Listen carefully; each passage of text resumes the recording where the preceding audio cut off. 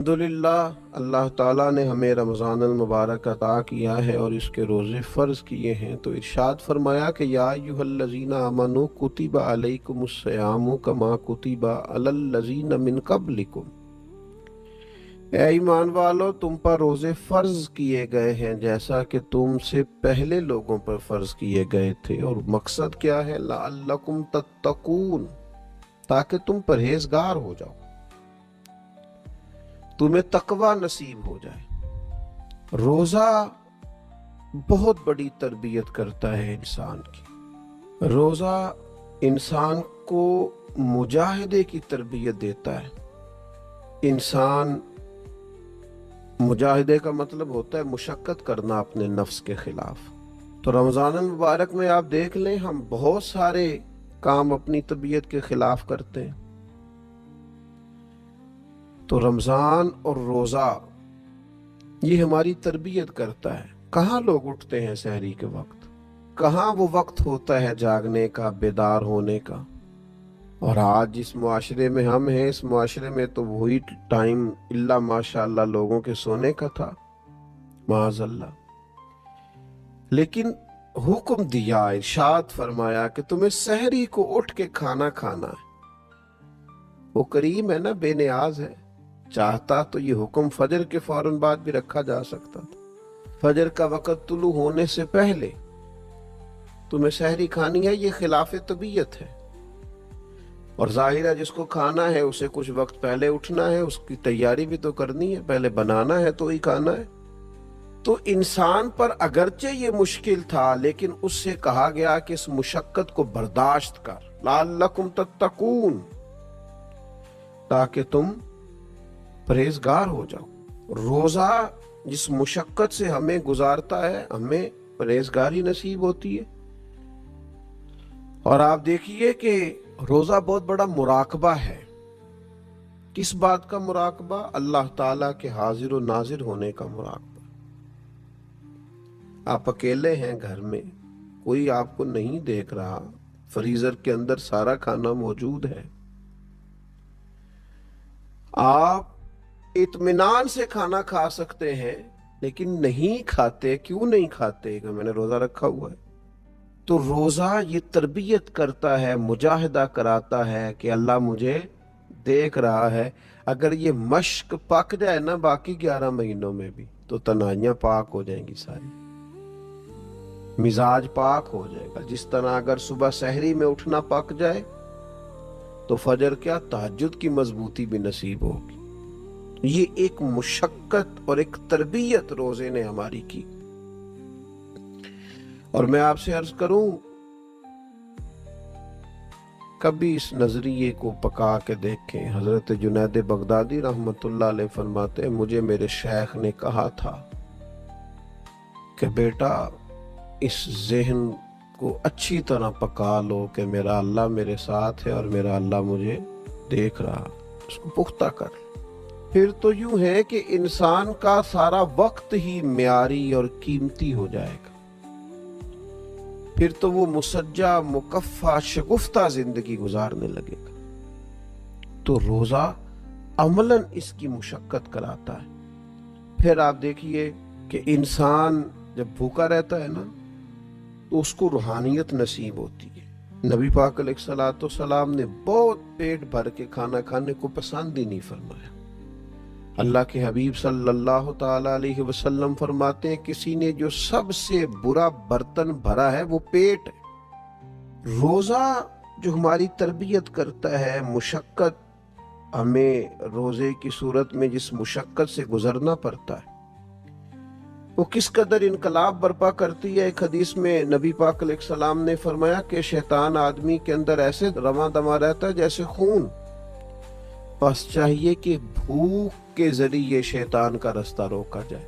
अब देखें, दूसरे मकाम पर हुजूर अलैहिस्सलाम ने नौजवानों से भी फरमाया कि या निकाह करो या रोजे रखो।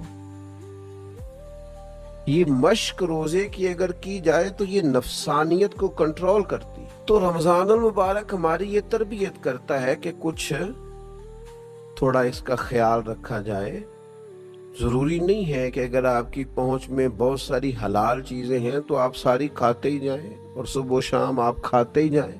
اس سے بھی کئی دفعہ انسان کو بہت نقصان سے گزرنا پڑتا ہے. پھر روزہ ایک اور ہماری تربیت کرتا ہے. جب تک انسان بھوکا رہتا نہیں نا، اسے بھوکوں کا احساس نہیں ہوتا،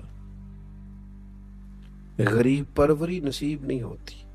محبت کو سمجھنا ہے تو نہ سے خود محبت کر. کنارے سے کبھی اندازہ طوفان نہیں ہوتا، بھوکا رہنے سے پتہ چلتا ہے کہ بھوک کی شدت کیا ہوتی ہے. بہت زیادہ کھانے رکھنے والے، بہت زیادہ مال رکھنے والے، بہت زیادہ وسعت رکھنے والے اندازہ کریں کہ ان کو پتہ ہے کہ ابھی افطار ہو جائے گا، تو پھر بھی کچھ نہ کچھ اپنی خواہشات کے خلاف انہیں مشقت کرنا پڑتی ہے. تو اس شخص کے دکھ کا بھی تو اندازہ کریں جس کے پاس کھانا موجود ہی نہیں ہے، اسے بھوک ہی بھوک کاٹنی. تو یہ روزہ ہماری تربیت کرتا ہے. اور پھر جس طرح روزے میں ہم نے کھانے پینے سے رکنا ہے نا، اسی طرح گناہوں سے بھی رکنا ہے. اس لیے کہ روزہ حصول تقوی کے لیے ہے.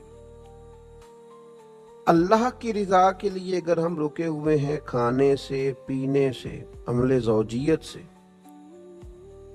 تو اسی طریقے سے اللہ کی رضا کے لیے رکنا ہے حرام سے، جھوٹ سے، غیبت سے، بدی سے.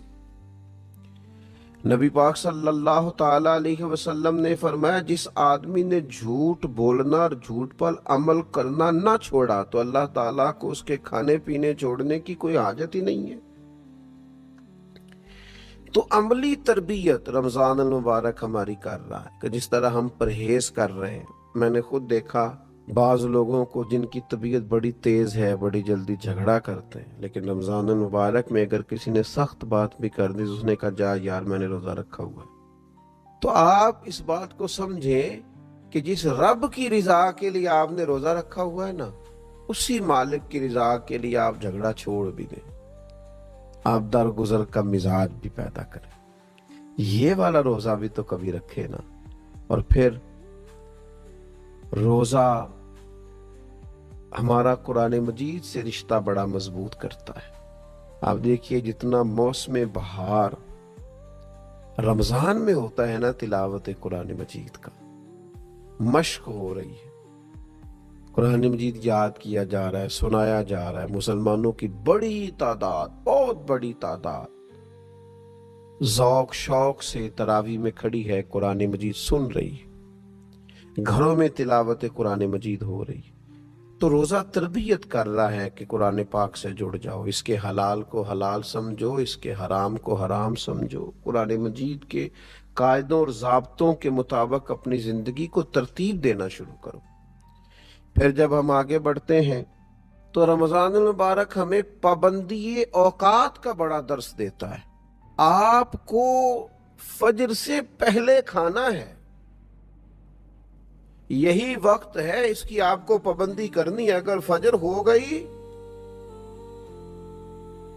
آذان ہو گئی، تو آپ ایک لقمہ اپنے گلے سے نہیں اتار سکتے. آپ پر پابندی ہے، آپ کو ٹائم دیا گیا، اسی ٹائم کے اندر آپ کریں گے یہ کام. اور پھر افطار بھی آپ کو مغرب کی آذان سے کرنا ہے. وقت مغرب آپ اس سے 5 منٹ پہلے افطار نہیں کر سکتے، اور بہت دیر کر دینا افطار میں وہ بھی مکروہ تحریمی ہے.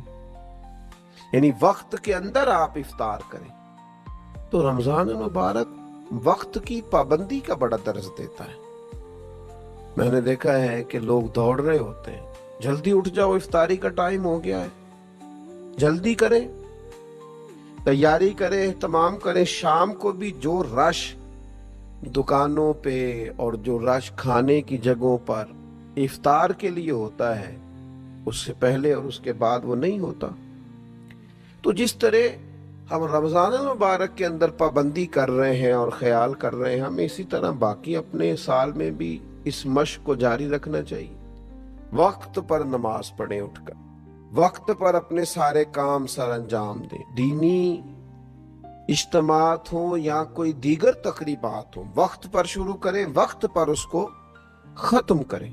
اوقات کار کی مصروفیات کی جو تربیت رمضان شریف کرتا ہے